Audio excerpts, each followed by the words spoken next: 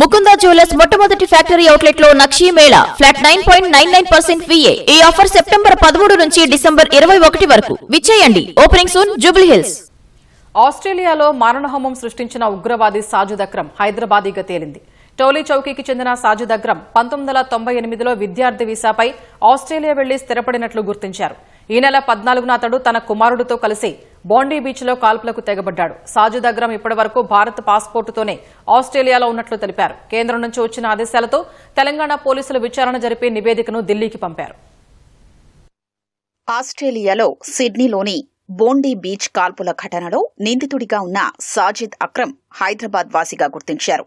ఉగ్రకుట్రలో తెలంగాణకు భారత్కు ఎలాంటి సంబంధం లేదని అక్కడి అధికారులు వెల్లడించారు. టోలీ చౌకీకి చెందిన సాజిద్ అక్రమ్ బీకాం పూర్తి చేసి 1998లో ఆస్ట్రేలియా వెళ్లాడు.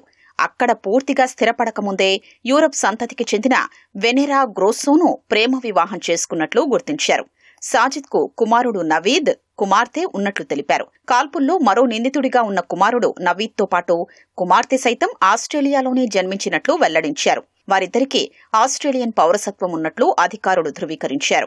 ఈ నెల 14న సిడ్నీలోని బోండీ బీచ్ లో హనుక్కా వేడుకలు జరుపుకుంటున్న వారిపై తండ్రి కుమారులు కాల్పులు జరపగా 15 మంది ప్రాణాలు విడిచారు. పోలీసుల కాల్పుల్లో సాజిద్ మృతి చెందగా నవీద్ గాయపడ్డాడు. దర్యాప్తులో భాగంగా వారి ఇంట్లో సోదాలు నిర్వహించగా భారత్ పాస్పోర్టు లభ్యమైంది. ఈ మేరకు ఆస్ట్రేలియా పోలీసులు కేంద్ర ప్రభుత్వానికి సమాచారం అందించారు. హైదరాబాద్ పోలీసులు సాజిద్ది టోలీ చౌకీగా గుర్తించారు.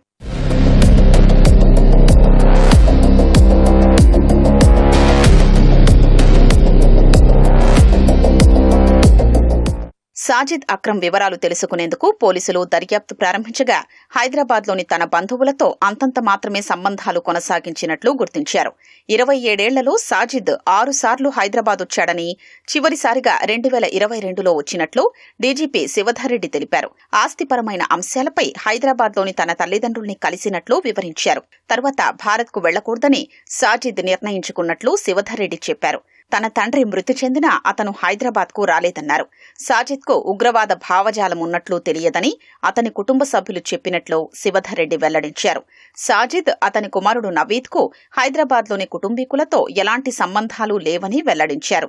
సాజిద్ నేరాలకు పాల్పడినట్లు ఎలాంటి రికార్డులు తెలంగాణ పోలీసుల వద్ద లేవని శివధర్ రెడ్డి ఓ ప్రకటనలో తెలిపారు. నిందితుడు సాజిద్ వివరాల్ని కేంద్ర ప్రభుత్వం సహా తెలంగాణ పోలీసులతో ఆస్ట్రేలియా అధికారులు పంచుకున్నారు. సాజిద్కు సంబంధించిన మరిన్ని వివరాల కోసం కేంద్రం, తెలంగాణ నిఘా వర్గాలు ఆరా తీస్తున్నాయి.